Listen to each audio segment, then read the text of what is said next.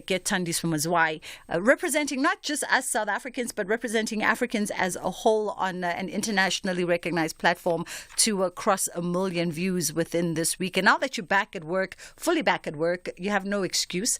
You can just discreetly put on your headphones and use the work Wi-Fi to watch a little tiny desk. And it's not too long, so you can get it done in your lunch hour. Welcome back. I hope you are rested from the Easter long weekend and ready to tackle the second quarter of the year. We're fully now into the second quarter of the year after this Easter break. The kids going back to school very soon, and of course you back at work this week, and hope you got to and from safely, both yourself as well as your family and loved ones. We've got a lot of show for you today. We're going to be talking around the role of traditional leaders and of course Amakosi, 30 years into democracy, and we joined for this conversation, respectively, by two Hoshis that are going to be with us in conversation. And we obviously invite you to be a part of this one. The respective numbers that you can be in contact with us on. Stages, pages, screens, and more is also coming up within this hour. And then on the other side of 2 o'clock, we are looking at all issues health and wellness, but I'll tell you more about that closer to the time. 086 000 2032 is the number that you can call us on, or 061 410 4107 is our WhatsApp line. And of course, because we are back to business as usual, it means that we are streaming on all of our social media platforms. So wherever you are, we are, and our handle is at SAFM Radio. Let's take a quick break and we'll come right back. Are you a small business or cooperative looking for a business loan under R1 million? SEFA can assist through the Township and Rural Entrepreneurship Program. TREP provides blended finance to various sectors, facilitating participation in the economy. SEFA services are free and don't make use of private consultants. Visit sefa.org.za. SEFA is a registered credit provider. Terms and conditions apply.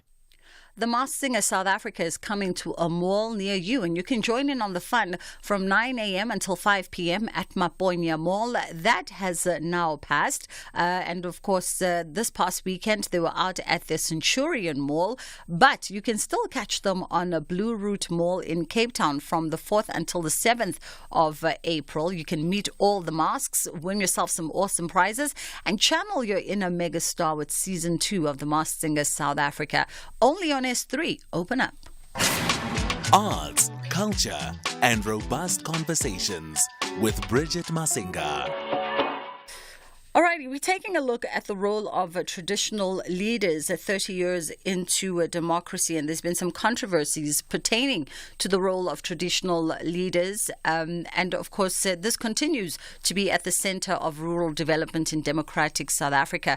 Legacies of these controversies stemmed from their ambiguous roles in previous regimes, which seem to linger in their role in the current local government.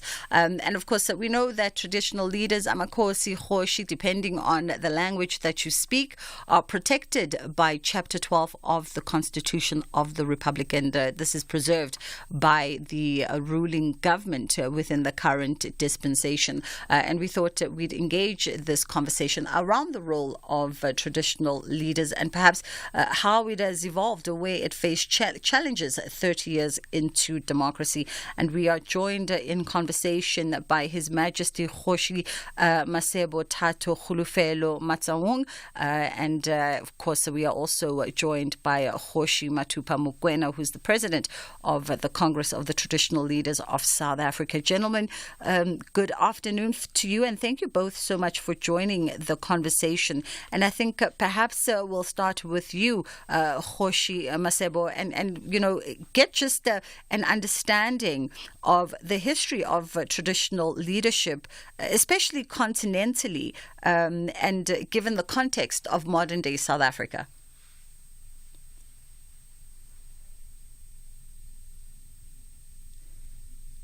I think the chief has got me on mute, but there we go. Yes.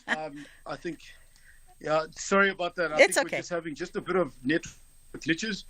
I'm speaking to it's Bridget, right? Yes. Yes. Thank you, Bridget. And thank you so much for obviously an informative subject like this.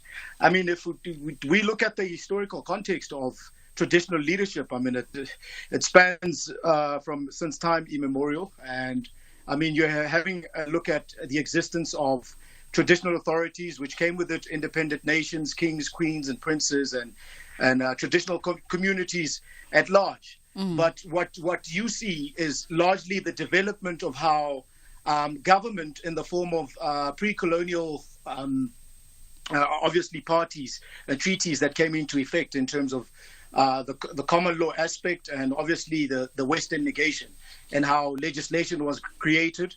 And traditional forms of governance in the past 30 years have been, largely developed into legislation, and I think single-handed legislation, largely. Would you say that the relevance, I guess, of traditional leaders in the context of modern day South Africa, because there's two schools of thoughts depending on where one lies on the line in the sand with this one? Yes, well, there's certainly two schools of thought. You're right, Bridget, but African traditional leadership essentially is where we come from as Africans. I mean, that is the original system way of life in terms of how we came into existence. But be that as it may, there are two schools of thought where you have independent openness of how citizens, or should I say South Africans at large, in contrast to where they come from. I mean, you're dealing with democracy. Democracy says, a decision on my own, we are all equal. And largely also looking at, obviously, that system of traditional leadership, you have what it's called a top-down cultural style of leadership. Top-down means working together with traditional authorities to be able to assert authority.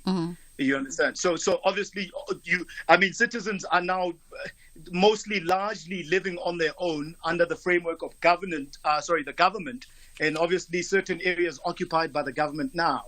You understand? So you do have two styles of leadership. You've got the open-endedness of democracy, and you've got traditional leadership in rural areas, and which in urban areas you get the democratic style of leadership, obviously in ways of governance. Absolutely. Kgoshi Matupa Mokoena, let's jump you in here as the President of the Congress of Traditional Leaders of South Africa. Good afternoon to you. So the role of local government was spelled out constitutionally, and even though Chapter 12 protects and recognizes the role of traditional leadership, it hasn't very much enacted their role within, the system of democracy. And I can only imagine that then presents challenges. Also, just adding on to what Kgoshi Masebo has just outlined for us. Thank you very much, Bridget, and greetings to my colleague over there, Morenak. Bri, let me start from here, my Royal Highness. That before these governments came into being, traditional leaders were there, presiding over some areas of this country, and busy dealing with disputes, reconciling people, and so on. Now, we were all, like any other person, looking forward to the day where we'll be having this democracy. Fortunately, yours truly was part of the people who went to Codesa, leading a team, a detachment of traditional leaders representing the Amakosi in the country. And we were so excited, thinking that we are also going to get powers and functions like it is happening with local governments, provincial governments, even national governments. But unfortunately, as you rightly said in your intro, that there is this section 211 and 212, the chapter 12, with only 15 sentences, which has got nothing. Look at all the chapters in our constitution. There is no chapter that has been undermined. To us as traditional leadership, it's an insult because it's just a compliance to say we have accommodated them. And guess what, Bridget? We accommodated at the insistence of our late father, Nelson Mandela, who said, because there were those who were saying traditional leaders don't have a role to play in this country, therefore they don't even deserve to be mentioned in the constitution. But the old man said, if that you are portray that attitude, count me out. I am not going to be part of your coming government. That's when Chapter 12 came into being. After a long struggle, even now, look at the current legislation that was passed now, that it deals with traditional and Christian leaders. It's just there because they had to be there. You can see that people were just sitting in an air-conditioned office. They drafted this thing. I suspect it was drafted by some people who are experts and so on, but it was not coming from traditional leaders. Because as I am talking to you, we are expected to participate in the municipality. In the municipality, as a Kgoshi, you'll go there just as a stooge to go and listen to councillors debating issues. Unfortunately, there are not even debates. Political parties, when they go to the chamber in the municipality, they're going there with mandates after having their caucuses outside without traditional leaders. When they go there, the speaker will table an item. All you will hear is agreed, that's it. Now, as traditional leadership, fortunately, our people still have this confidence in us as traditional leaders and our churches. But the role, as you expect us to play, it is not there. Because it's not there, firstly, in the Constitution. It's not there even in the current legislation that it's supposed to govern traditional institutions. But we are saying, Bridget, governments will come and go. Traditional leaders will remain. Royal Highness. 086 000 2032 is the number you can call us on. 061 410 4107 is our WhatsApp line if you'd like to send through a WhatsApp voice note with your thoughts. I wonder, depending on where you reside within the context of South Africa, one of two questions would be relevant. Do you know the traditional leader, the chief or the Kgoshi of your area, and do you think that their role still holds relevance within your respective community? Do you think there is a need for traditional and customary leaders like chiefs and Kgoshis to take up a more a more substantial role within the politics and the government of the day? Let us know your thoughts on 061 410 4107. That is our WhatsApp line. 086 000 2032 is the number you can call us on. And of course, we are streaming on our social media platforms at SAFM Radio, is where you can find us wherever you are. We are. As we piggyback on this thought by Kgoshi Matupe, let me jump back to you, Kgoshi Masebo, because, then I wonder, I get the sense that to some degree within the context of, Kgoshis, kings and chiefs, there might be a sense that Chapter 12 of the Constitution was just really window dressing, because if we had to then ask and interrogate even deeper to say what role would customary leaders, what role would you have preferred and desired to enact within, especially structures of government, for instance, or structures of the state? Thanks, Bridget, and thanks a lot for that question. Yes, having a look at Chapter 12 of the Constitution is really minimal, because, you're looking at approximately about 14 kingships and queenships in the country that have been recognized in the past 30 years. And you're looking at 844 senior traditional leaders across all 9 provinces. If not 844, it's between 844 and 900 senior traditional leaders. And that is recorded. I have not included those who obviously have not been recorded.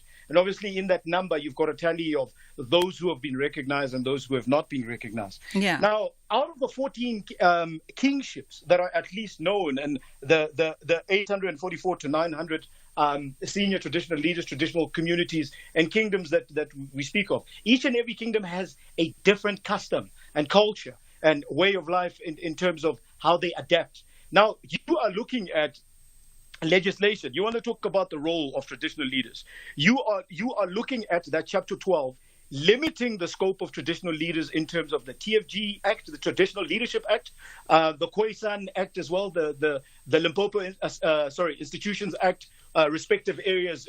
Obviously, we'll have one for Eastern Cape, Mpumalanga, and obviously all these other provinces.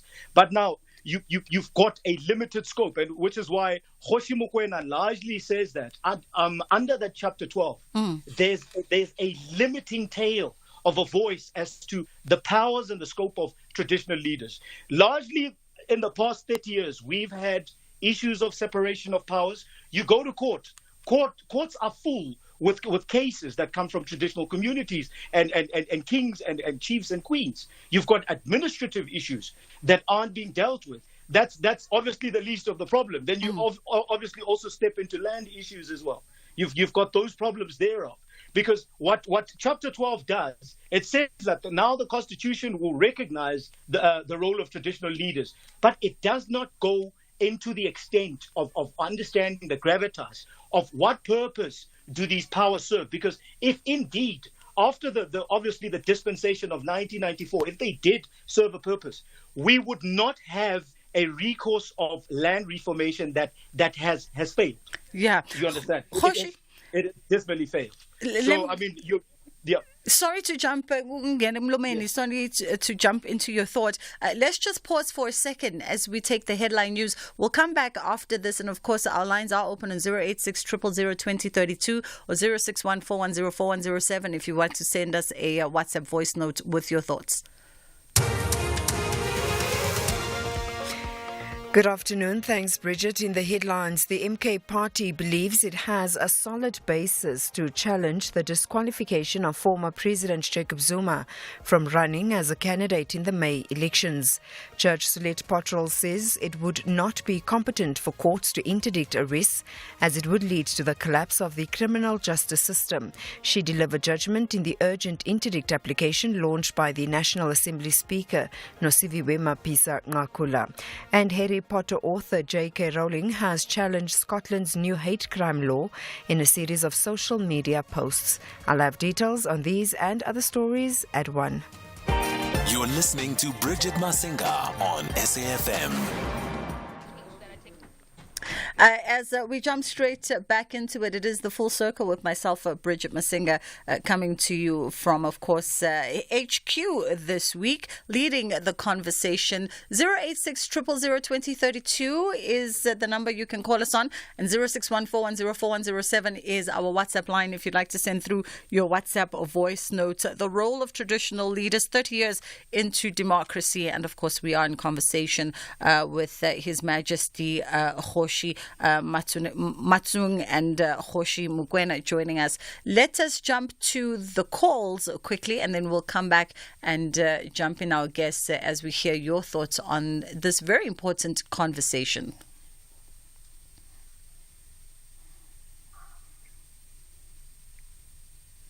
Zero 086 000. Here, there, and everywhere. SAFM 104.3 FM in Rustenburg. 086 086 000 2032 is the number you can call us on, and I think we've got, is it Koti out in Polokwane? Hi, how are you, Brett? I'm good, how are you? I'm okay. How are you, my chiefs, my leaders? We are still together, leadership, and it would be great to hear from you. Thanks a lot. Chiefs, there's something that is concerning me, because if we look into the history of traditional leaders, the country as South Africa, it was led by the chiefs, with their respective royal families and all that. And my wondering is that how did the government become superior to the chiefs on their own land? And today, as we speak about land, there is a land that they say belongs to the government. How did the government acquire that land in the first case? Secondly is that we say we're in a democratic government. So, but we are still led by the structure or the system of the apartheid by taking the land from the chiefs, and that we kept on going, and it is not changed. So I don't know how are we going to solve that. I'll hear from you. Thank you, Khoti. We'll have you listen on the radio.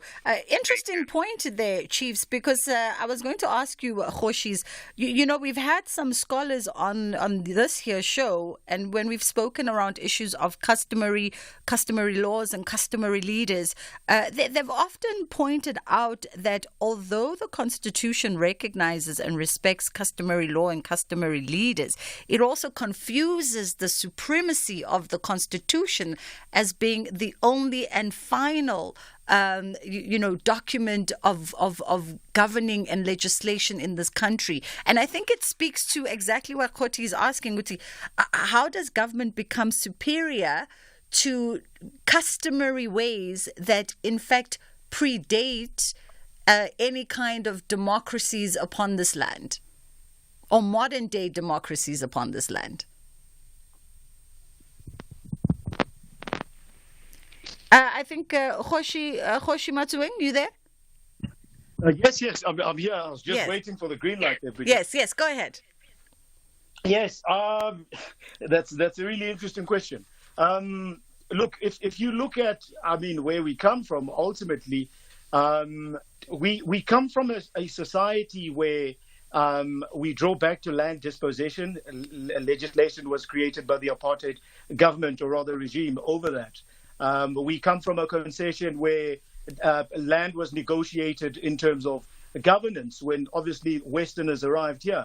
Now, fast forward, without talking much about back then, fast forward, you get to 1994, we walk into CODESA, and you have government that's got placement on administrative issues that should have never been tampered with. And the first aspect is the land issue. Now, we don't know what happened inside CODESA when it came to the land issue, and yet we are asking, right, that why does government seem like it has more superiority over customary law? Now, the first aspect, in order for you to overpower any system or any group of people or a kingdom, you strip it off its land, you strip it off its culture, you strip it off its leaders. Now, without that, and you strip it off its leading families. Now, without that, and stripping off the communities, you will have nothing. Now, most of the traditional communities that came from on then with their customs and culture were stripped off their titles and were stripped off their land. So something of which that they belonged to them, and now in the dispensation of the present was a constitutional right, rather a human right at that point in time. So it sort of overshadowed the leadership of kings and queens and kingships and kingdoms, communities, rather. I get you. Understand? So, yeah. Yes. I get you. Yeah. Silo in Mpumalanga, let's go to you quickly.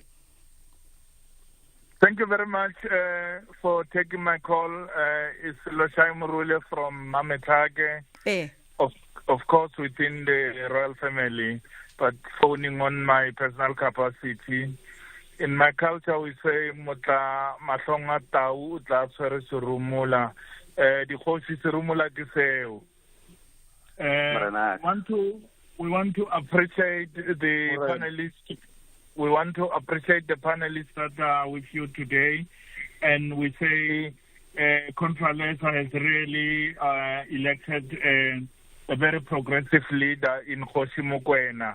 Kgoshi Mokoena did mention the issue of President Nelson Mandela, of which Mandela comes from the African National Congress.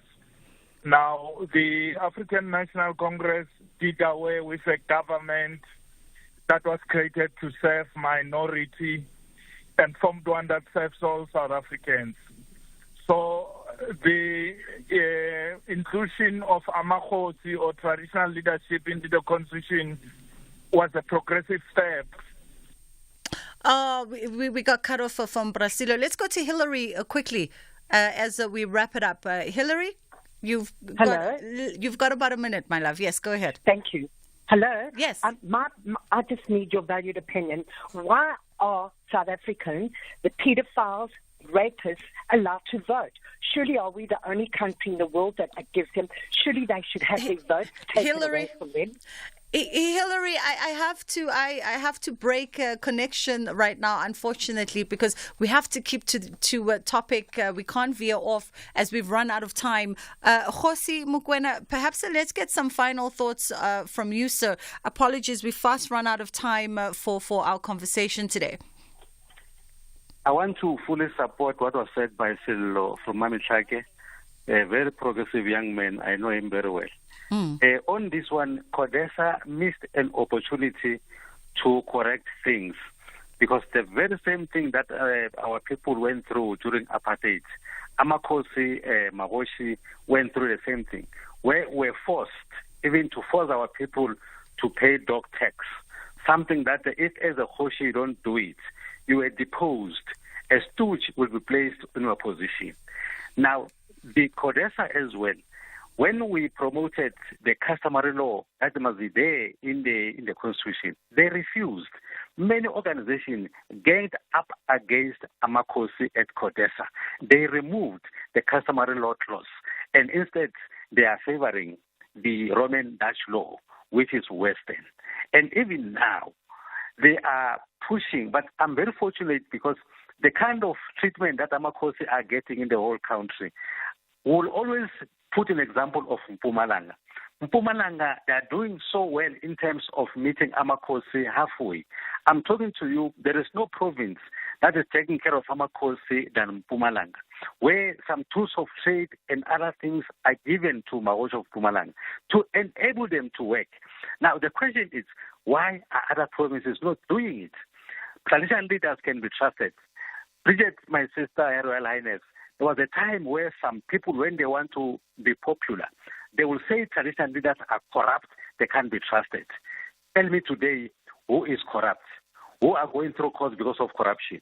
Not the Hosh, not Amakosi, but other people. I am saying, until and unless people wake up and smell their coffee and say, let's look at chapter 12, maybe there must be some amendment, or there must be a legislation that will enable traditional leaders to work as they're supposed to do. We're not getting anywhere. Here is the traditional courts bill. It was passed by Parliament after 13 years of struggle, but finally it is passed. Now it's up to the President now to make sure that it is implementable. It's not happening. It was passed when? 2 years ago. Up until now, we're still waiting for just that kind of legislation to enable Amakosi to deal with, among other things, domestic violence and other things that are happening in our society.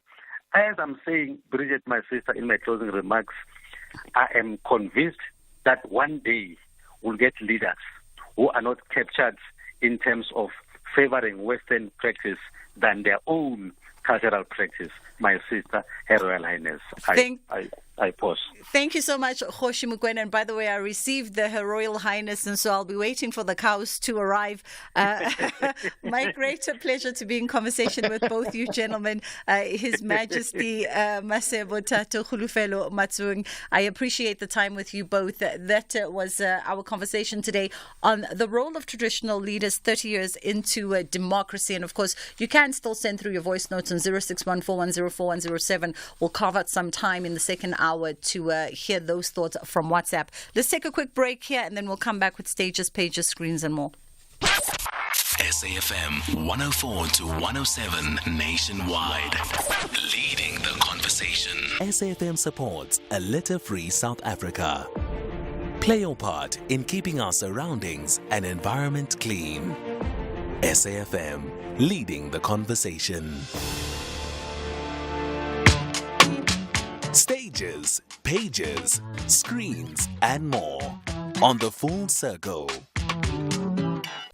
We are in conversation now with the curator of the works that are going to be featured in an exhibition opening on the 6th of April. And the exhibition is entitled Ntlo Etsamayang, The House Walking. And it's a compelling exhibition co-created by Gabriel Bard as well as Prof. Kim Berman alongside Makgabo Helen Sibedi. And we are joined in conversation by Makgabo Helen Sibedi herself. How are you doing this afternoon?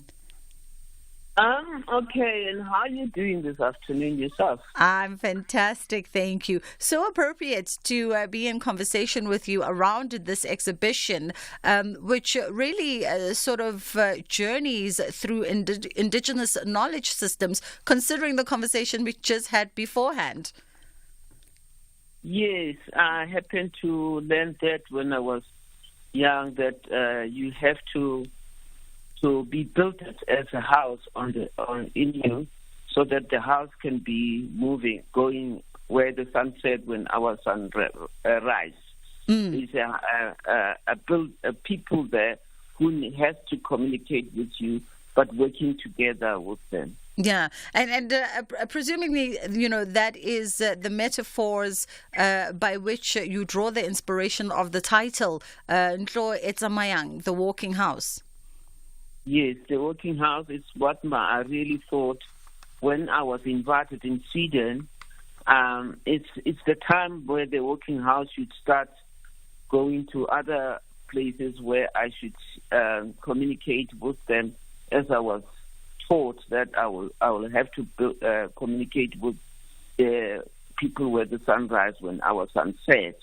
So that was Sweden when I was invited, and decided that because I learned this from the rural as a building on me, and there are the buildings that are still alive, which are called traditional people who are still doing beadworks, and I can have a group show there to show where we come from. So then there, after group show, we can have a print making press where we can have to build to print their beadworks for improving their own work, so that they can be able to communicate with the print overseas. Yeah. Then the spirit will be connected in that way. We will work together in harmony. Yeah. And this particular exhibition that is opening, this commemorates the recovery of 28 lost artworks. And these were 28 of your own lost artworks. Am I correct? And being, 28 drawings, and some of them are prints. So then for 30 years, being away from my hands and been praying to hope to get them back, and eventually it happened. Yeah. Do you know how they became lost, and how they were ultimately recovered almost 30 plus years later? We were invited as a group of artists from Namibia, Luanda, Mozambique, Zimbabwe, South Africa, together to exhibit at Stockholm in 1989. And therefore, I was chosen to be interviewed for all these countries and to be able to speak about how we can communicate as artists. That's how I brought this voice of communicating on the website, but developing them. Idea of the beadwork, so that we can have to be able to communicate with. And that's what made those people stronger, to be able to call me in 1991 to say, your thoughts are now understood, bring the works, and we will exhibit it and get you a press. As we sit in conversation with Makgabo Helen Siberi, who was born back in 1943, by the way, in Skilpad-Fontein in the Hammarskraal area of the northern Transvaal, and grew up under the guidance and love of her mom and grandmother, who ultimately taught her the values that would guide and sustain her life. And as you hear, very much incorporating her indigenous knowledge systems into the work that she's done over the years, with an accolade of showings not just domestically but also internationally, spanning as far back as 1977 and in the late 1970s, some of your earlier exhibitions. And no doubt your journey has taken you as far as you could possibly go and beyond. And I wonder, the discipline of art from your perspective, has that changed very much in the years and the decades? And has that been for the positive and for the betterment of artists, particularly on an African context? I think on the 70s was still much better in our country with our culture, and was really moving slowly. Now, since on the 80s, the culture is completely, 80s and the 90s, completely swept out, and the work starting to cry more than supposed to. And that's why it's really abstract, that is really unhappy and being, they call it abstract, but then it's really abstracted inside of our people, ourselves. So the abstract is gone inside that house and broke the house, but then it can rebuild it. That house that was built on people, it wasn't on me who I was built at the house. It was a cultural thing that people agree that when you are born, you've been born close to hand, and you are opened by skills all the time until your hands are open, and we give you skills to leave you with. So when we go to report back, then we know who we are leaving to continue working for our work, so that we can grow and walk to communication. Makgabo Mahelen, thank you so much for the time today. That was Mahelen Makgabo Helen Siberi, and that show is opening, by the way, on the 6th of April, and it's going to be running until the 17th of May, and it's going to be out at the UJ Art Gallery, unveiling long-lost treasures to the public for the very first time. It is entitled Ntlo Entsamayang, The Walking House, and it's a compelling exhibition that's co-curated by Gabriel Bard alongside Prof. Kim Berman, featuring the works of the living legend herself, Makgabo Helen Siberi, born back in 1943, so a whopping 81 years young this year, and still very much practicing within the discipline of visual arts, with a career of exhibitions and showings spanning back all the way till 1977. If you are definitely one of the appreciators of visual arts, perhaps a collector or a budding collector, this would be an interesting exhibition to go see, just also from a perspective of understanding creators from generations past and getting to see the evolution of artworks as it pertains to the story of us Africans through the years. You know, if your first exhibition was back in 1977, no doubt you've lived through so many iterations of life. You've lived through so many eras of South Africa on its own, and you've seen it evolve in so many interesting ways, and that is probably captured in so much of the work, considering also the metaphor of the walking house, implications that we are continuously a people in evolution. That is how we wrap up Stages, Pages, Screens, and more this afternoon. It's just gone 10 to 2 o'clock. Kids Corner is coming right up. Unforgettable happens when the young and the old know they can surf, snorkel, fish, enjoy whale watching, and end the day with sundowners Neshisa Nyama. KwaZulu-Natal is a jewel waiting to happen. Ziyakhipha, with hiking, horse riding, biking, ziplining, and mountain biking adventures waiting for the fearless and the bold. Unforgettable happens here. Zwagala. Brought to you by Tourism KwaZulu-Natal. The Industrial Development Corporation, IDC, believes in the power of transformation and driving sustainable economic growth. We're not just financiers. We're architects of opportunity and partners in shaping our communities for a shared, brighter tomorrow. Our mandate for inclusivity in the economy is the reason we fund Black industrialists, Black-owned companies, women, and youth-empowered enterprises. Speak to us for tailored funding support and let us catalyze industries and create jobs together. The IDC. This program is brought to you by SABC Education, enriching minds, enriching lives.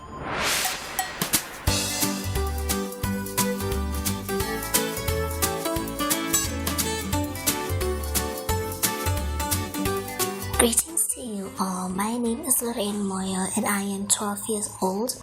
My favorite outdoor game to play is Ringa Ringa Rosie. It's just a very fun game to play with my friends. But since schools have closed, I don't usually play these games anymore because I don't have any friends to play with them. So I don't play with them in the holidays.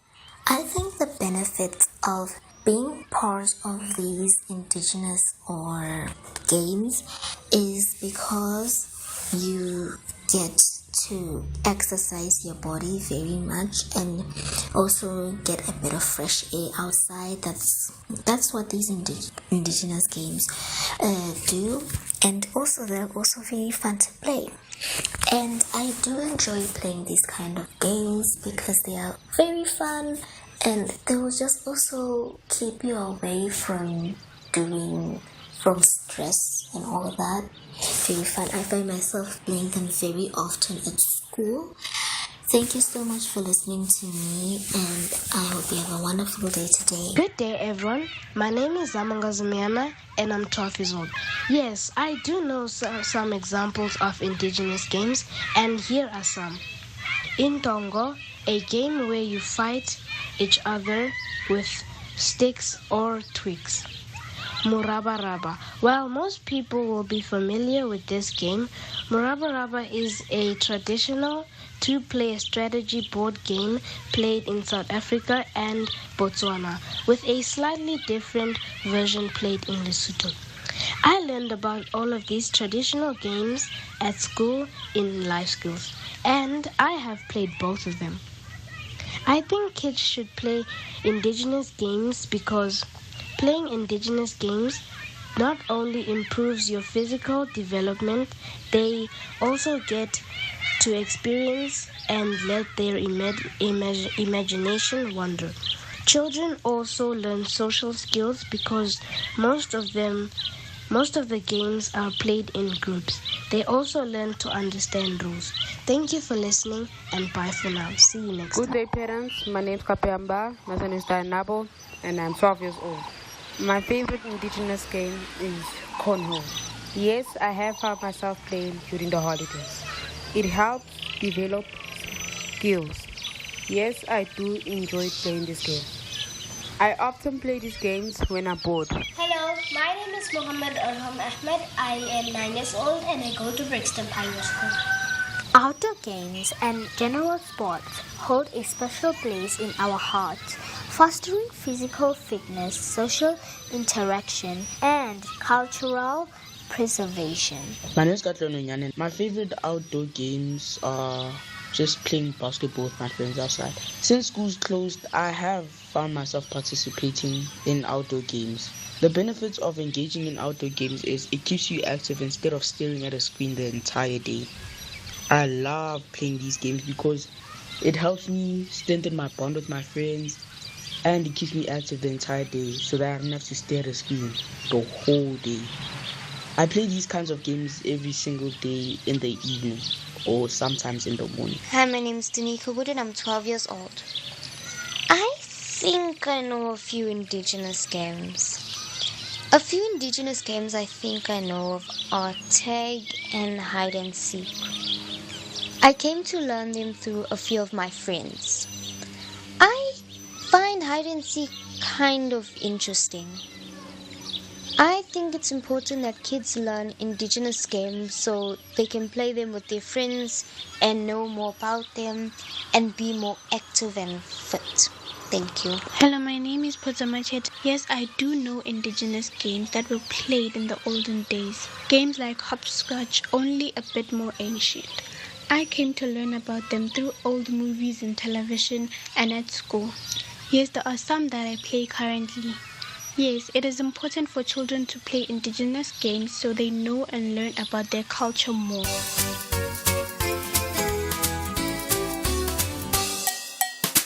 Hi friends, how have your holidays been going? Have you been taking the time to hang out and play outside with your friends and neighbors? I know that a lot of kids these days spend a lot of time indoors playing electronic games on their smartphones, PlayStations and computers. But have you ever thought about trying some of the indigenous outdoor games instead? Playing indigenous outdoor games like tree teens, indonga, murabaraba, fushu, and others can be a lot of fun, but they can also help you connect with your cultural roots. These games have been passed down through generations and are part of our heritage. When you play those games, you get to learn about the traditions that your great-grandparents cherished. It's like taking a journey back in time and experiencing the joy and excitement that our elders felt. By playing these games, you're honoring your history and keeping the traditions alive for future generations to enjoy. Not only are indigenous games fun, but they also offer many benefits for kids like you. They help you stay active and healthy by encouraging physical activity and outdoor play. Plus, these games often require teamwork and cooperation, which teaches you important social skills like communication and problem solving. Let's not forget about how they stimulate your creativity and imagination. Many indigenous games are deeply rooted in storytelling and cultural symbolism, so you get to use your imagination while having a blast. By playing these games, you're not only having fun, but also learning important life lessons that will stick with you forever. So my dear friends, don't miss out on the chance to try out some indigenous games during these holidays. Grab your friends and family and explore the wonderful world of these games together.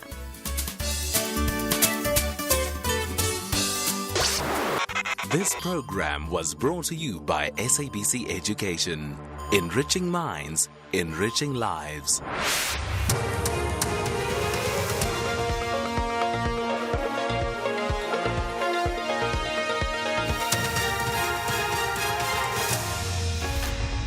In our top stories, SARS revenue collections better than projected and MK Party to appeal IEC decision. Good afternoon.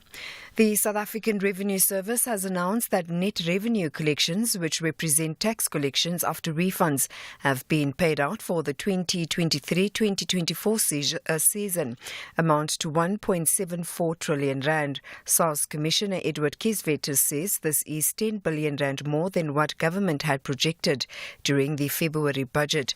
Kisvetter was presenting the preliminary revenue outcomes in Pretoria. The MK Party believes it has a solid basis to challenge the disqualification of former President Jacob Zuma from running as a candidate in the May 29th general elections. Last week, the IEC upheld an objection by a member of the public that Zuma is ineligible to stand due to his 15-month prison sentence for contempt of court handed down in June 2021. The party has indicated its readiness to file its appeal at the Electoral Court as the deadline of close of business today looms. MK spokesperson Nhlamulo Ndlela says the grounds for the Electoral Commission's decision against Zuma are questionable. President Zuma was not incarcerated off the back of what would be Section 35 of the Constitution, where you ought to be before a judge and have a fair trial. President Zuma was incarcerated by a constitution court without having been afforded, his constitutional rights to a fair trial. So we cannot necessarily label it as a criminal case. All he did was contempt of what would be contempt of court, and that is not a criminal case. It's more so a civil matter. And the IEC Act refers to a criminal matter. So there's a number of nuances that ought to be looked into here. Members of Mkhonto Wesizwe in KwaZulu-Natal say they are against the granting of bail for a 51-year-old suspect who was arrested after he crashed into Zuma's car last week. Mbuyiseni Ntuli has been granted bail of 500 rand at the Eshowe Magistrates Court in northern KwaZulu-Natal. Ntuli is facing charges of driving under the influence of alcohol and negligent and reckless driving. The case has been adjourned until May the 3rd for further investigations. The MK's provincial head of elections, Musa Mkhize, says they believe the accident was premeditated.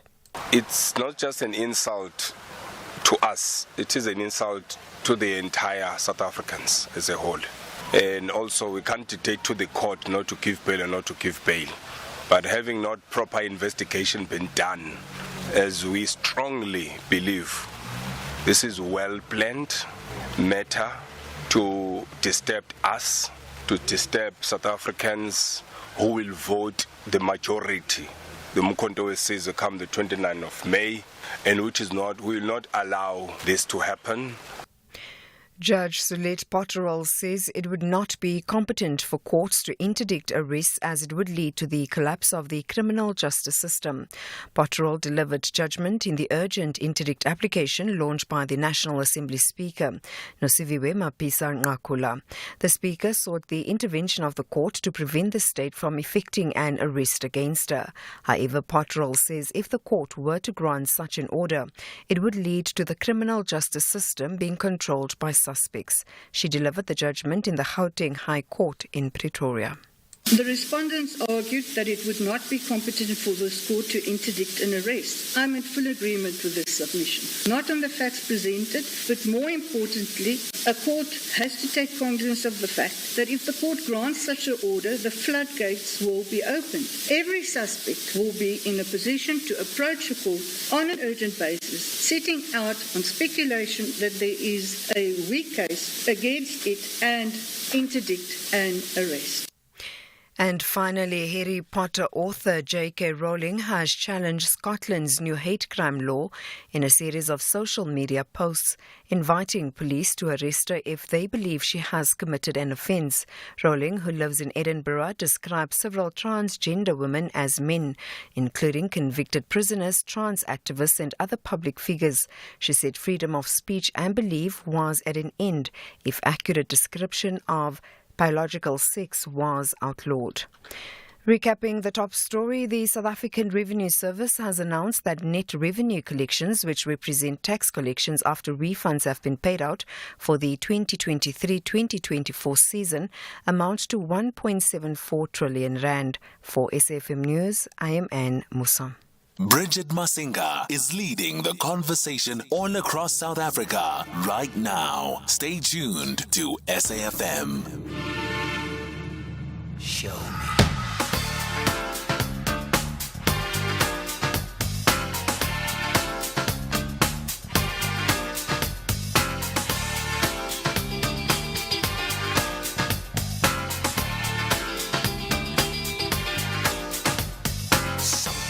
Started, you know that I will love you. Lately since we parted, I truly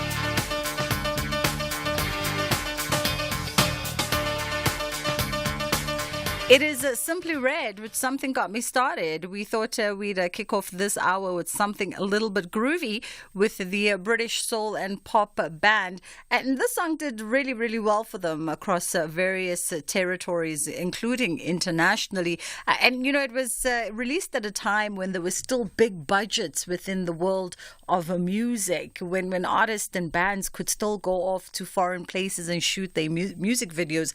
In fact, the song was partly shot. The music video for the song, rather, was partly shot in Spain. Things have changed drastically now. Things have changed drastically with a lot of record labels pulling back on marketing budgets as well as video budgets, which is strange, right? Considering how much the world has morphed more into a visual medium. But perhaps it's us, the consumers of music that have also changed, and maybe we appreciate more the almost amateur, simplistic approach to things versus the grandeur that came with the productions of yesteryear. I don't know. It's just gone 10 past 2 o'clock on the Full Circle with myself, Bridget Masinga, and we're going to be looking at health and wellness now, and we're having a conversation around, sugary beverages and their harmfulness to our diets, to our general health,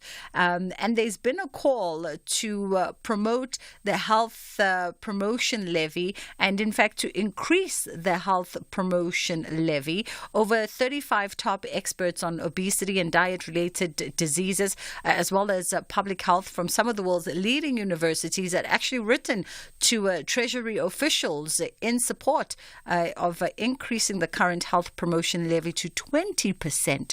And they're very impressed with the results of the evaluations done on the current health promotion levy. And we thought we'll talk to Angelica Grembeck, who is the Policy and Research Manager at HEALA, joining us in conversation. How are you doing this afternoon, Angelica?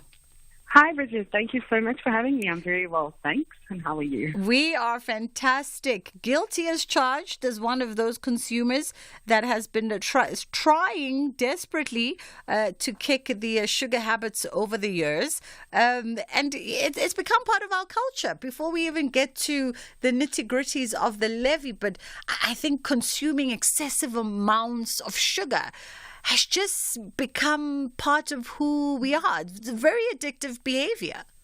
Yeah, absolutely. And I mean, we've seen a huge nutritional shift of what food people have been eating and what us consumers consume on the daily, and especially in the last around 20 years, where there has been this big shift from quite healthy, wholesome, natural, minimally processed foods to this new shift of ultra-processed products, including sugar-sweetened beverages and other kind of snack foods and foods that are basically made in the factory. There's really been this big shift that we've seen throughout the whole world and in South Africa included. And then I wonder, as I say in the conversation, over 35 top experts approaching the Treasury officials in support of increasing the current health promotion levy. I wonder, do efforts like this make any kind of significant difference, especially in isolation? The more expensive chocolates and processed foods have become, it doesn't, speaking for myself, it doesn't necessarily deter me. It just means I become a little bit more savvy about how I work my way around getting what I want. Absolutely. I mean, we need to acknowledge that this unhealthy food environment that we're living in, that is full of these ultra-processed products, whether it be the drinks that we drink or the chocolates like you mentioned or the other kind of snacks, and I mean, even products like the cereals that we're eating in the mornings. All of these foods are very high in sugar, they're high in saturated fat, they're high in salt that do affect our health. And I mean, all of these nutrients are linked with, if we eat them in excessive amounts, they are linked with a lot of different health conditions, such as obesity, diabetes, cardiovascular disease. And these diseases, unfortunately, are killing South Africans. And more and more South Africans are becoming sick with these conditions. And the thing is, we really do need to regulate this environment through things like the health promotion levy, as well as then other interventions like the suggested front of package warning labels that the Department of Health is going to be implementing in the next few years. And really, we do need to have this wonderful package of interventions to be able to control the food environment, and especially the unhealthy food environment.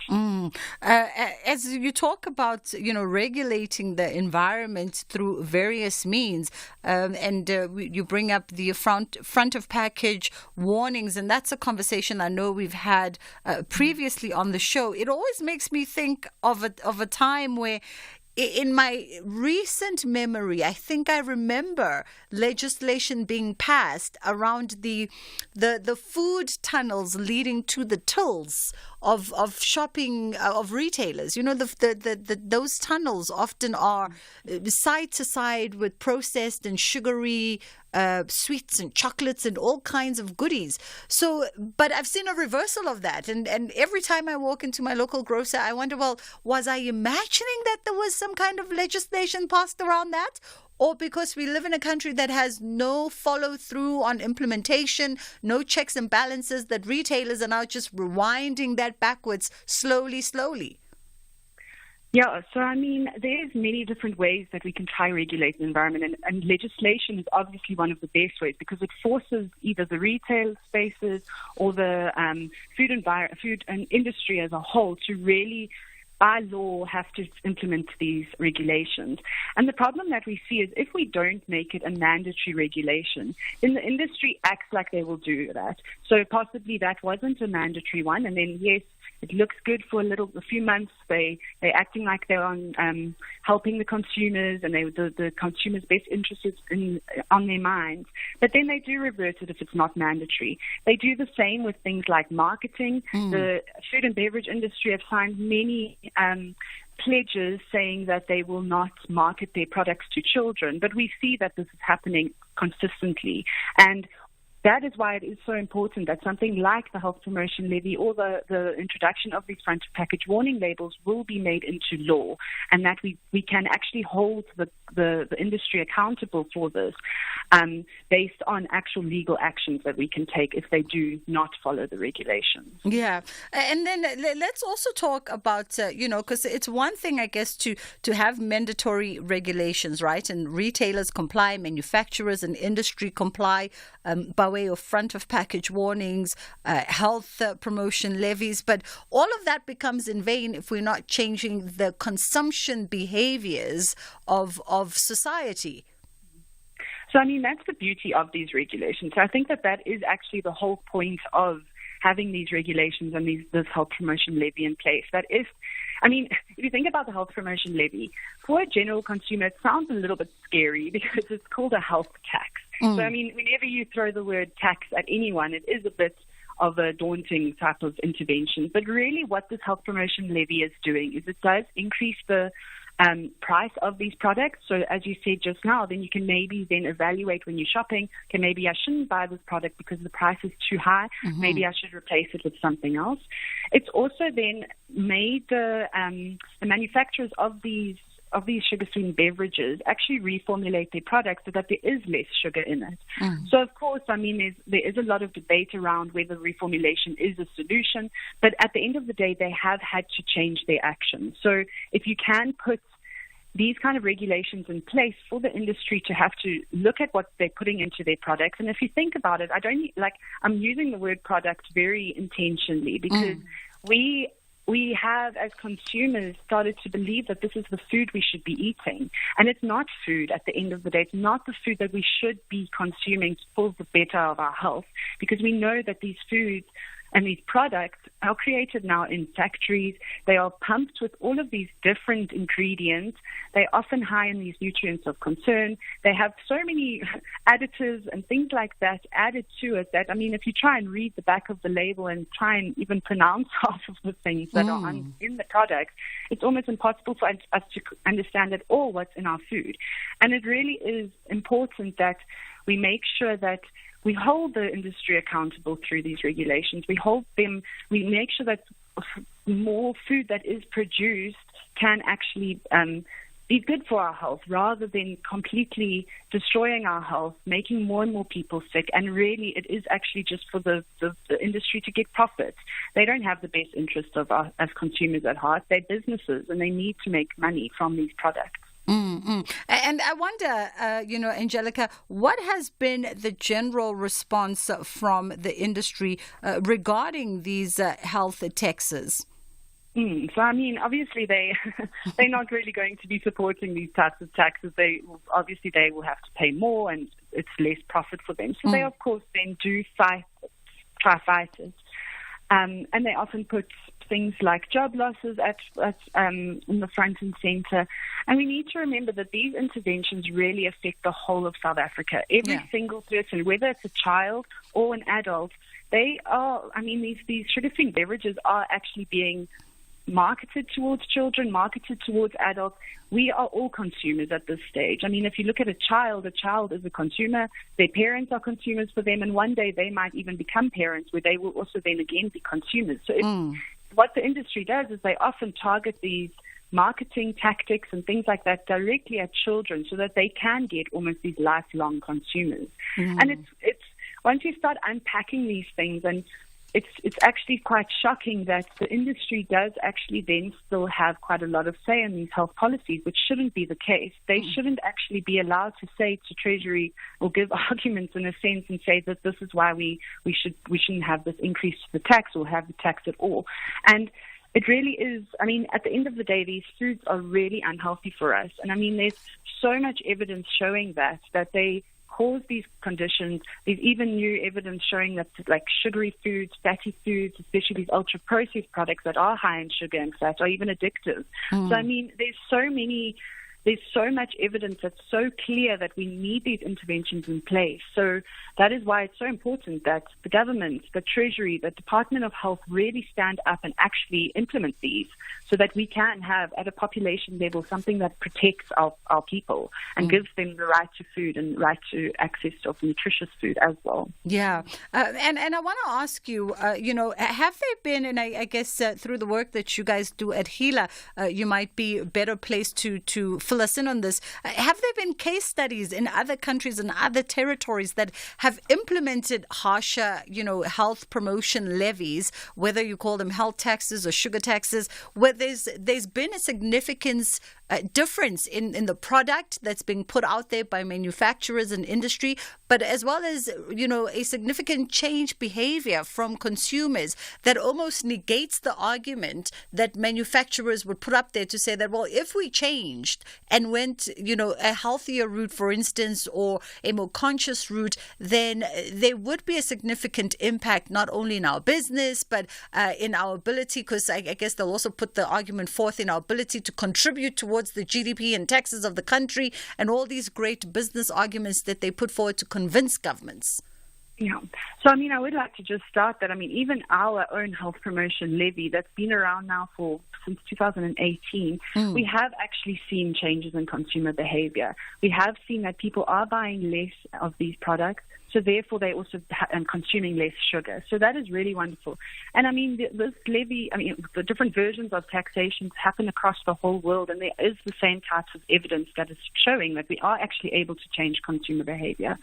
There's also a lot of evidence when it comes to this idea of front package warning labels. I mean, it's actually such a simple idea of just allowing a consumer to really just understand that this is a product that is high in sugar, salt, and saturated fat, and that we actually should be warned against it. It's a very simple idea, but it actually does also give great results. So, I mean, for example, in a country like Chile, they have the front package warning labels. They've also actually taken it a step further, where they have banned any sale of products that have front package warning labels on them in schools. And this has really actually changed consumer behavior from a child's perspective. Yeah. And I mean, if you can do that from such a young age, where children are saying, to their parents, if they see a warning label and they say to them, no, but why are you buying this? We don't want it. I mean, that is incredible. To be able to convince a child and have them understand that these products are bad for them from such a young age, it will really reaped so many rewards in South Africa. And I mean, we do see it with other countries as well that have implemented these types of regulations and taxation. Yeah, get them in whilst they are very young, and you see it even, I guess, from a schooling level, because a lot of schools have taken it upon themselves to almost regulate within the boundaries of their grounds to say that no sugar, no processed foods, no juices, no acidic drinks, no. And like you say, a lot of the times children then just carry that behavior on 24/7, even when they're outside of school environments. I know countless of my friends, toddlers, who don't drink fizzy drinks because it's just not within them to do it anymore. Yeah, absolutely. And I mean, children are very clever, and they actually, especially when they can start to really be involved in what, like when we're making our food and things like that, they are interested. It's a different type of learning experience. So if we are able to provide healthier food options for them at school, I mean, they spend so much of their time at school. So it really is important to also try regulate the school food environment, make sure that these bad foods are out of the school system. Because, I mean, a school should be really a positive place of learning. And there have been initiatives now of even like things like vegetable gardens being started at schools as like part of the learning experience, or once again, taking these products out and really getting kids to understand what they should be eating. Because I think the fact that they are being marketed to directly, and it really is an intentional thing, like I've mentioned, from the food industry, that they really want these kids to be their consumers. And so if we can really block these types of things that are actually really violating children, then we need to as a country step up and do this so that we can really have a healthier generations to come. I mean, it's terrible to think that 1 in 8 children already in South Africa are overweight and obese. And I mean, what will happen to them throughout their entire life if their health conditions just get worse and worse? Yeah. And it shouldn't be normalized. This shouldn't be something that we sort of accept and as society just think like, oh, it's fine. We need to actually step up and actually realize that there is solutions to these big problems. Yeah. Yeah. I mean, listen, I'm definitely sold. We are in conversation with Angelica Grimbeck, who's the Policy and Research Manager at HEALA. 086 000 2032 is the number that you can call us on, or 061 410 4107 is our WhatsApp line if you'd like to send through a WhatsApp voice note. We're talking around, the sugar and processed foods industries, the harmful effects of sugar as well as processed foods, and of course the health promotions levy, and we'll get in more detail on that levy as it currently stands and the proposal for it to be increased when we come back on the other side of the news bulletin. For now, though, let's go to Annika in Midrand. How are you doing, Annika? I'm doing great, Bridget, and an interesting topic. I hear what has been done, and thanks for the person that you have, who is really expanding more in terms of what is being done in the formal sector, the work that is being done in the industry. I'm mostly concerned about the fake food, Bridget. I saw a status on Facebook 2 days back. Somebody posted, this is the reason why we are sick, and all the fake, food that have been produced in corners. And these are the things that our people eat on a daily basis, like oil. And I wonder if there's anything that is being done, because with the high cost of food and people losing jobs, it's very difficult for, just to have a normal grocery that you do on a day-to-day basis. So having to go and buy, cooking oil at a half price in a corner somewhere, it makes more sense for our people. So did you say fake foods or fake foods? Is that what you said? No, unsafe. I'm saying, unsafe. Okay. Unsafe and fake. Okay. Fake food. Where, now you see, cold drinks, whether these are fake status, I'm not sure, Bridget, but I think this is true. Cold drinks being, produced in corners, cooking oils, and you see this everywhere on social media. So I wonder if there's something that really can be done. Government, of course, but the industry itself. Awesome. Thank you for that one, Annika. And Yanez in Cape Town, do you think you can get it in before the headline news?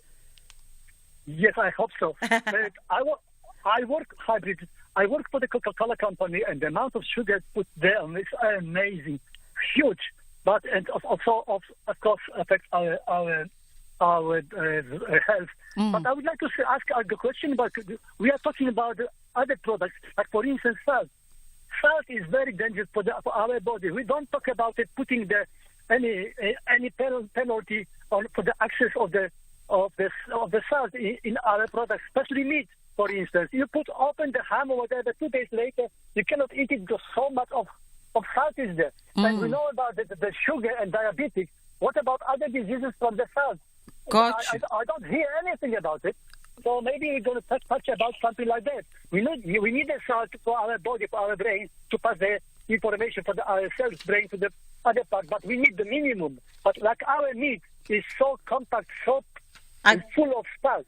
I think I completely understand, and it's a good thing that I actually called you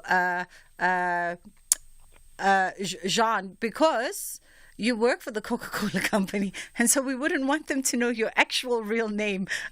So let's keep it there. We'll come back on the other side of this, and we'll get Angelica's comments. And that's a good point about salt, that we don't have a conversation as robustly as we do about sugar, in regards to salt. But we'll have that on the other side. And Musa standing by with the headline news.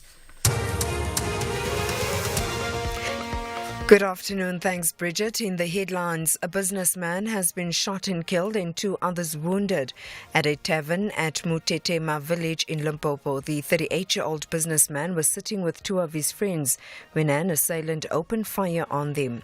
The South African Revenue Service has announced that net revenue collections, which represent tax collections after refunds have been paid out for the 2023-2024 season, amount to 1.74 trillion rand. And a 12-year-old Ghanaian girl who was married off to a 63-year-old traditional priest is now under police protection along with the mother. Videos and pictures of Saturday's customary wedding between the girl and the priest had gone viral on social media, angering many Ghanaians. I'll have details on these and other stories at 3. Arts, culture, and robust conversations with Bridget Masinga. Angelica Grimbeck is joining us on the line, Policy and Research Manager at HELA, as we continue our conversation. 086 000 2032 is the number you can call us on, or 061 410 4107 if you'd like to send us a WhatsApp voice message. And of course, we are live streaming on our social media platforms at SAFM Radio is where you can find us. All right. So our 2 callers, Annika, bringing up the perhaps that we're not paying enough attention to what I guess we'd refer to as the informal sector of unsafe products. We're seeing a lot of uptake in interesting and new fizzy drinks and chocolates and chips and and names and brands that we don't know and recognize that are creeping into our spazas, our little local corner stores and places like that, and perhaps they're not adhering to the same regulations as main actors within the sector. And how do we get that correct?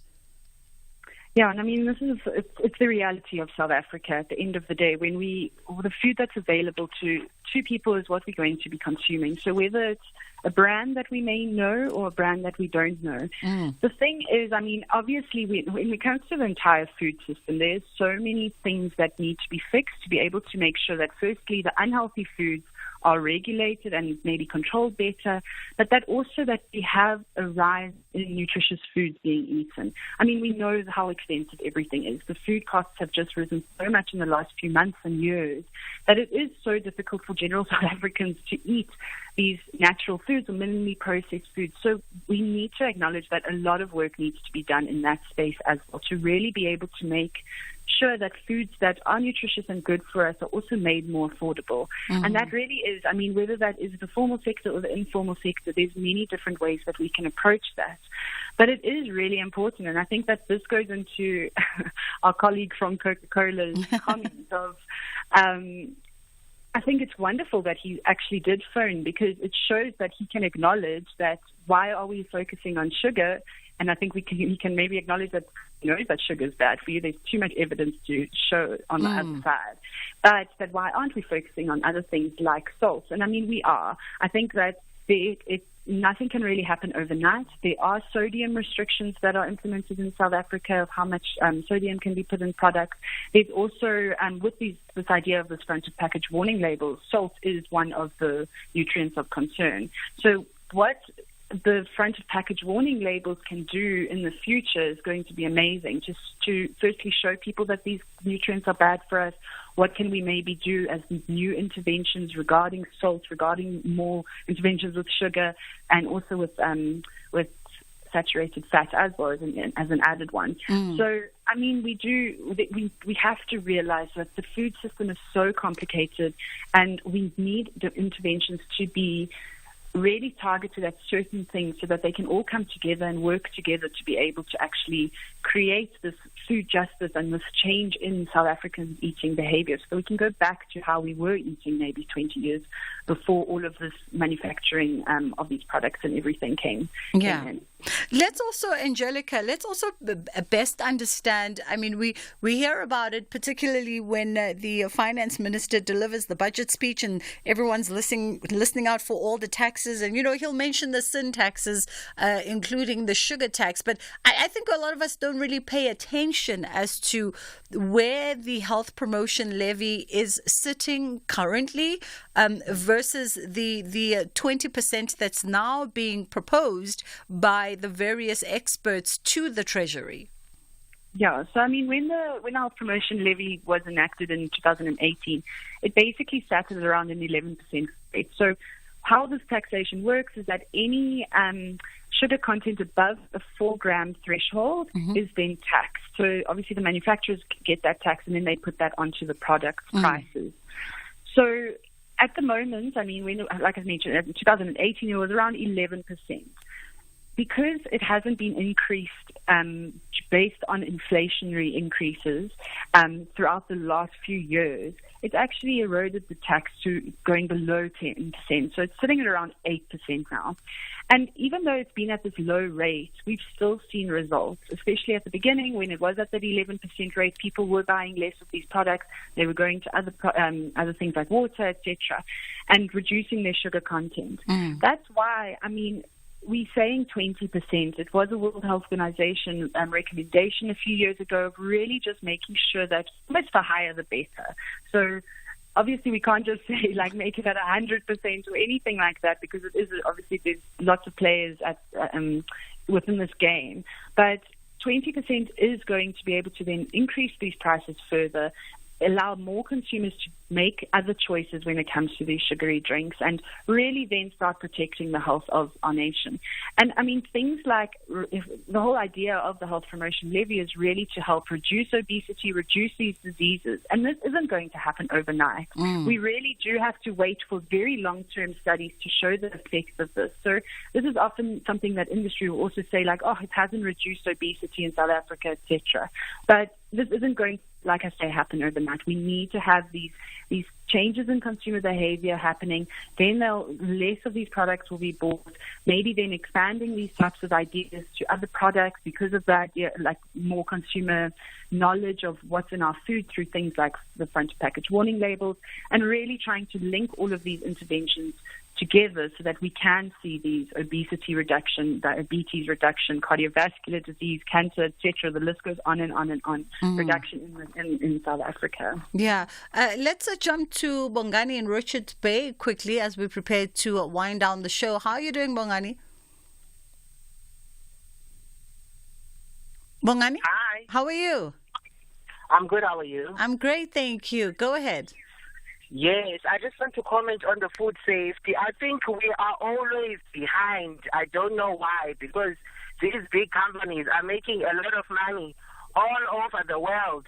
I want to make a quick example. Do you know those sweets, the M&Ms? Yes. The American ones? Yes.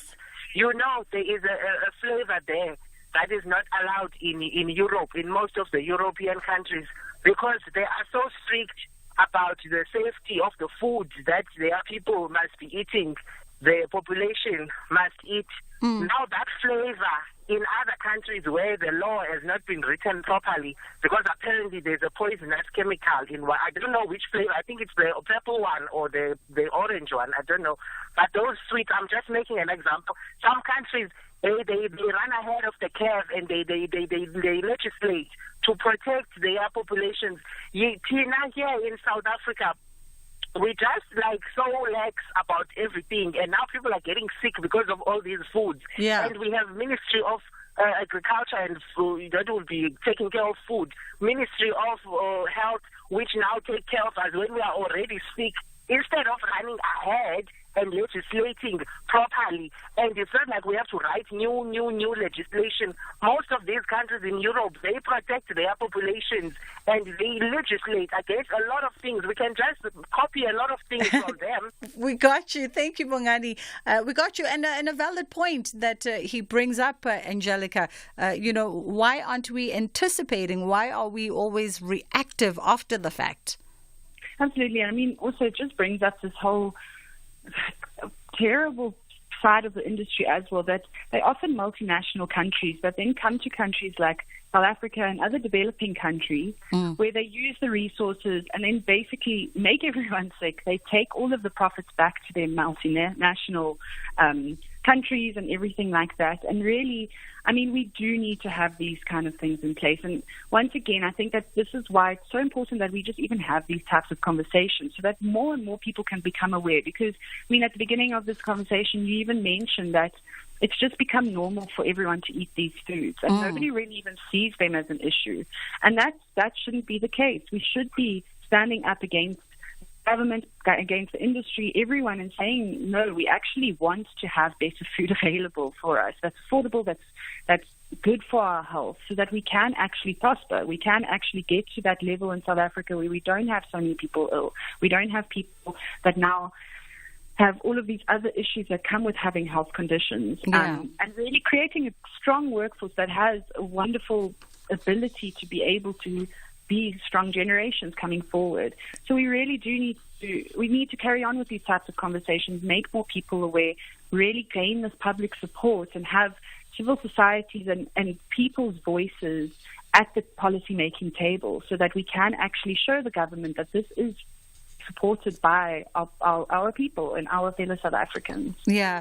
Angelica, we appreciate the time with you today. A very insightful conversation indeed. And I think you've given a lot of us something to think about, because we are in control of the choices that we make. And ultimately, the choices that we make then dictate the choices that manufacturers present to us. Because if you're not buying it, if you're questioning it, if you're rebelling against it, then ultimately, whether it's Coca-Cola Company, whether it's whoever it is, will then ultimately change the offering in response to what you desire. So we've got a lot more power than what we give ourselves credit for as consumers. And it starts with us being very conscious about, perhaps what we see and what we want for ourselves as healthy living households. It's just gone 20 to 3 o'clock. He's popping in to say hello ahead of his very first show today, to much anticipation between 3 and 6 o'clock. Let's take a quick breather. We'll be right back. Here, there, and everywhere. SAFM 105.6 FM in Palabora. SAFM supports a litter-free South Africa.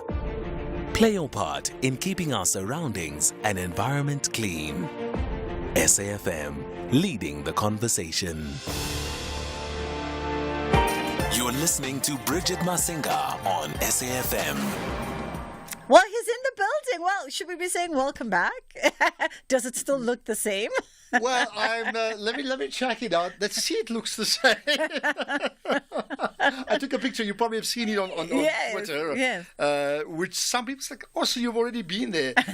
They're suggesting that I haven't grown older in 5 years, which is not a bad thing that's a nice compliment. But beyond that, no, it does look the same. Yes. But the show has changed. Yes. It's called The National Pulse. Yes. Okay. And for those who don't know, my name's Ashraf Gardner. Of course they know.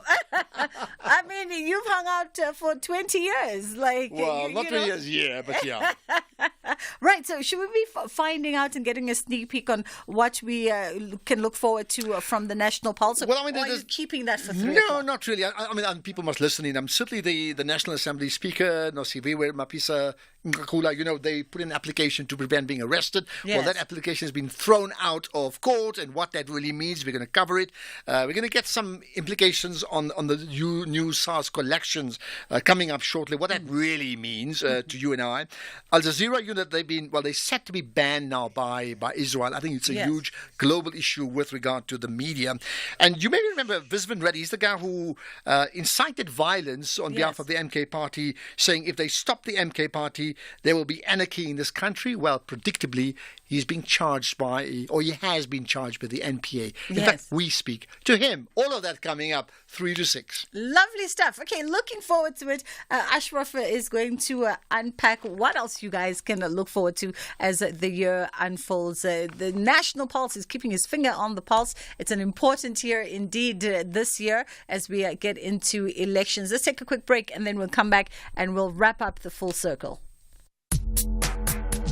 If you're active on social media and love SAFM, we hope you'll take a moment to like or follow our SAFM page on Facebook and Twitter. These are the best places to find all the guest information, conversations, and stories you love from your favorite presenters, along with regular updates from SABC News.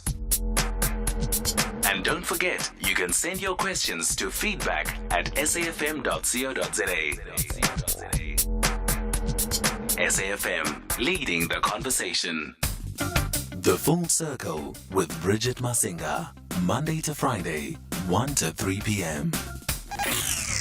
Michael Zahariev is back with us, the co-founder of Lux City, as we talk luxury meets sustainability and how to save the planet and your pocket in style. Now, the fashion industry poses a growing threat to climate change, with a concerning 73% of globally used clothing materials ending up in landfills or being burned. And it's crucial for us to address this issue and explore, of course, how to reconcile the luxury fashion industry with sustainability. How are you doing this afternoon, Michael? I'm great, thank you, and it's great to be back, Bridget. Thank you for being back. I think oftentimes when we talk, around sustainability, when it comes to the fashion industry particularly, a lot of times we talk around fast fashion because that's where we see a lot of consumerism. That's where we see a lot of turnaround with seasonal trends. That's where we see a lot of cheaper fabrications being used. The conversation's almost certainly always been centered around fast fashion. Never have I indulged it from the perspective of the luxury fashion industry. Well, that's correct. I think fast fashion is like the disposable fork of the polluter in the fashion industry. So certainly most of the damage being done is from this trend of fast fashion, going through garments fast, going based on trends, and having these garments which are poorly constructed and landing up in landfills. So certainly I think fast fashion is one of the key drivers to the sustainability crisis we're having, and it's probably the main driver as to why the fashion industry is, by some accounts, the second most polluting industry in the globe. But in general, when we're talking about any fashion garment, it's taking 297 liters of water or 40 kilowatts of electricity to produce. And for the context of your listeners, that's more than the average household per day in South Africa. So just to produce one item uses more than a full household for a day, whether it's fast fashion or luxury on average. Yeah. Stella McCartney, who's, quite the recognized luxury fashion designer, actually stated that the future of fashion is circular, that in fact it has to be. But are consumers thinking about the cycles of fashion in this manner?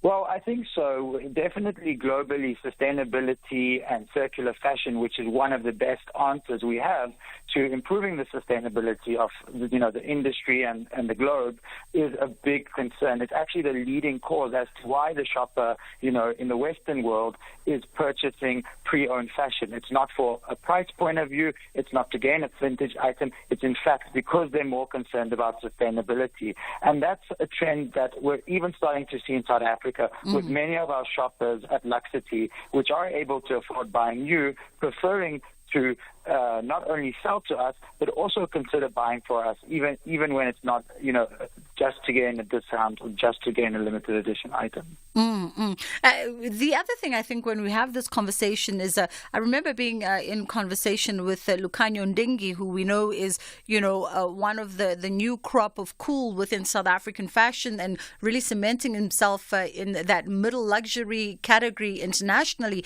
And he said perhaps even the concept of sustainability, not only for the sector, but for consumers, is sometimes lost because it's not unpacked in ways that people can really understand it at just like a basic level of what sustainability means and looks like in practice within the fashion industry.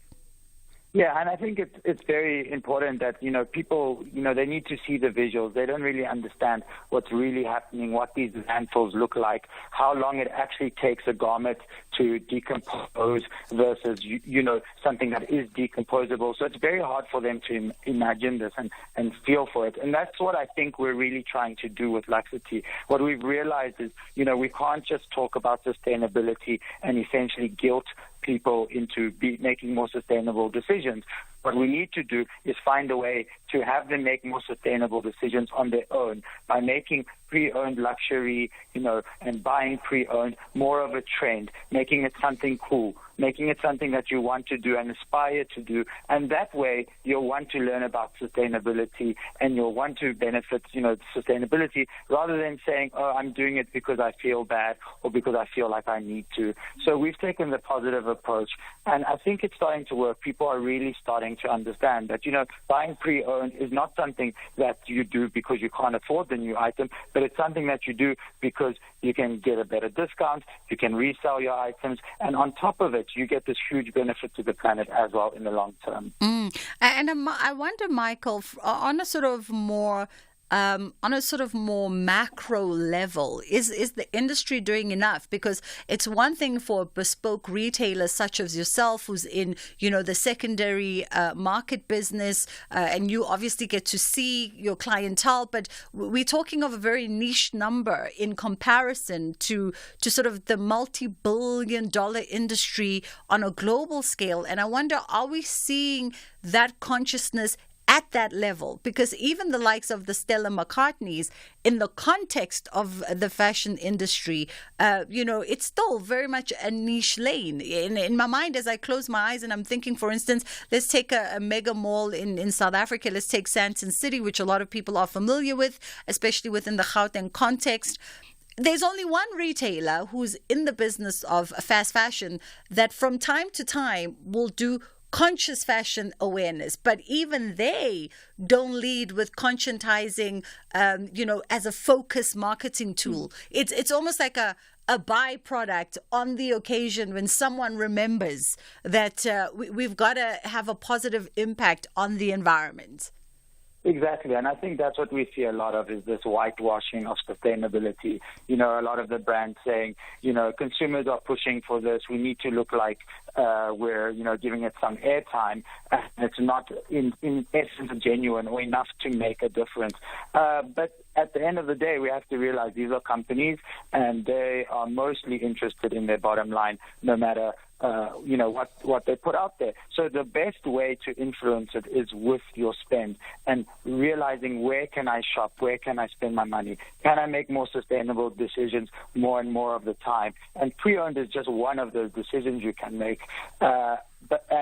Eventually, what we will see is that is what will drive these companies to make more and more sustainable decisions. And we're seeing it. A lot of the luxury companies are starting to take pre-owned seriously, even in their own company, starting to consider their own strategies. Rolex, for example, has now opened a pre-owned division, which is run by Rolex.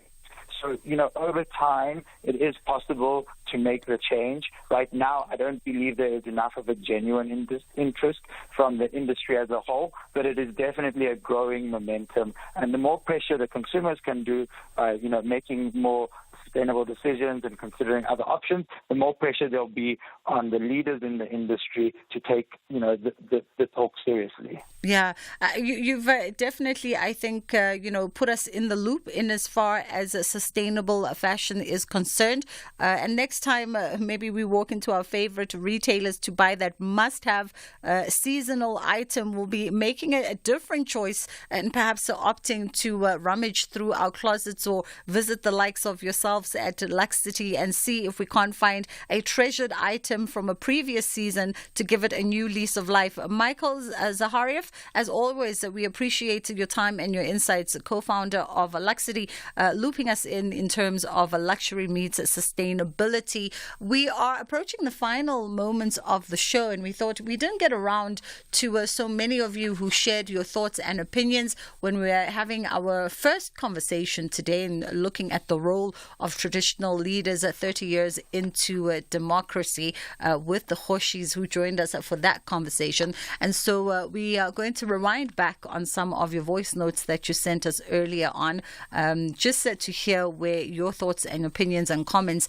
laid within the context of that conversation. And then we'll come back on the other side of this. So given the time, maybe I should even just say goodbye here because it's the final moments of the show. So from myself and my team, we are out of here, and we'll see you later because in fact we are back with you later on the show as we roll in a new calendar year. April is a new calendar year in the world of radio. And it was the long weekend yesterday, and one or two of our colleagues are still on a little bit of a breather break. So I'll see you later on this evening for The Viewpoint. But Ashraf is standing by to bring you the pulse of the nation between 3 and 6 o'clock.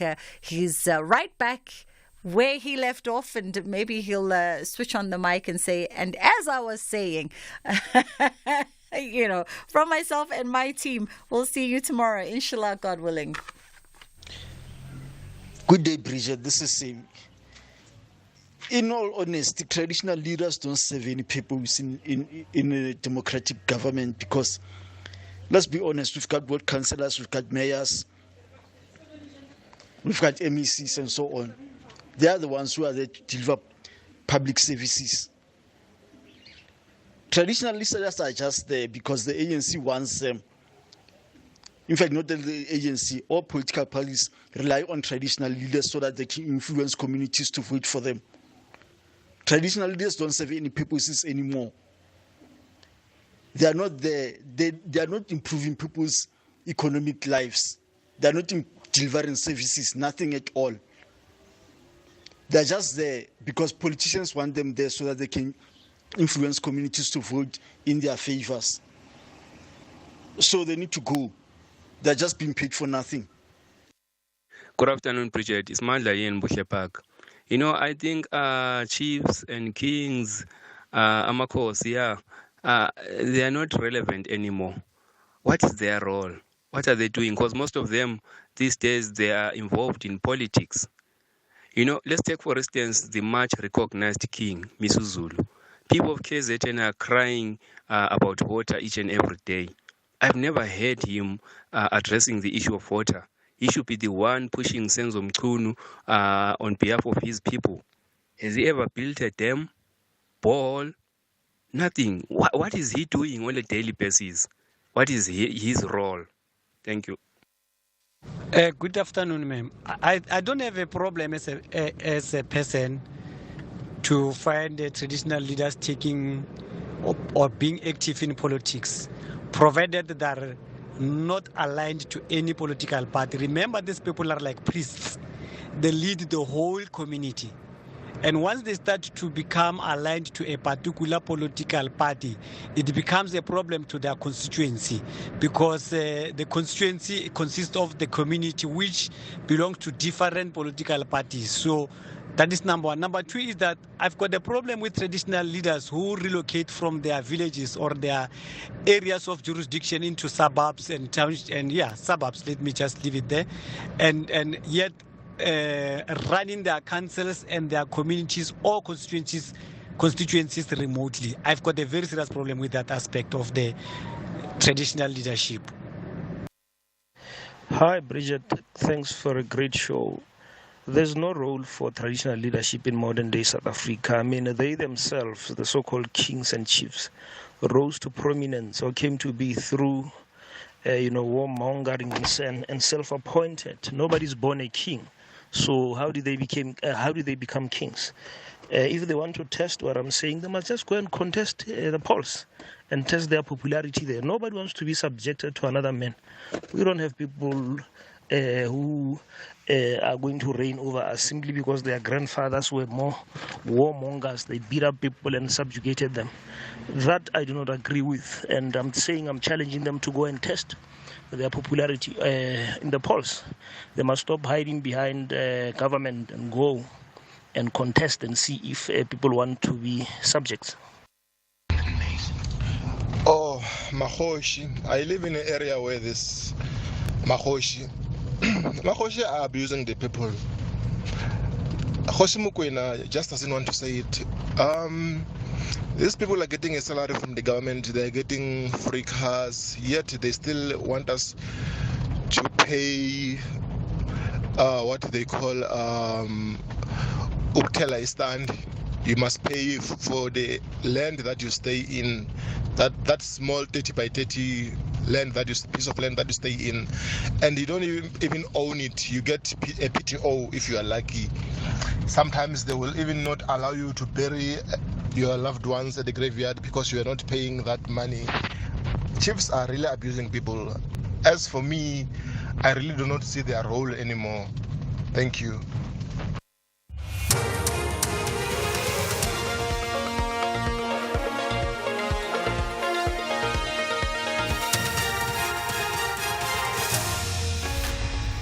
In our top stories, Limpopo businessman shot and killed and President of Senegal sworn in. Good afternoon. A businessman has been shot and killed and 2 others wounded at a tavern at Mutetema village outside Groblersdal in Limpopo. The 38-year-old businessman was sitting with 2 of his friends when an assailant opened fire on them. Police spokesperson Malisela Lidwaba says a case of murder and 2 charges of attempted murder have been opened. The victim was socializing with friends near their vehicle outside a tavern when unidentified assailant indiscriminately opened fire on the group. Tragically, the businessman sustained fatal injuries, succumbing to multiple gunshot wounds on the scene, while his companions were promptly transported to a nearby medical facility for urgent treatment. 5 people have died and 9 others have been injured in a car crash between Ngobo and Elliot in the Eastern Cape. The driver of a minibus taxi lost control and the vehicle overturned. The Department of Transport spokesperson Unati Bingoshe says the injured were taken to hospital. Yes, we can confirm the death of these 5 people in this accident that happened at Satan's Neck on the R58 just outside Ngobo, when the driver of a minibus taxi lost control and it overturned, killing in an instant these 5 people, including a 2-month-old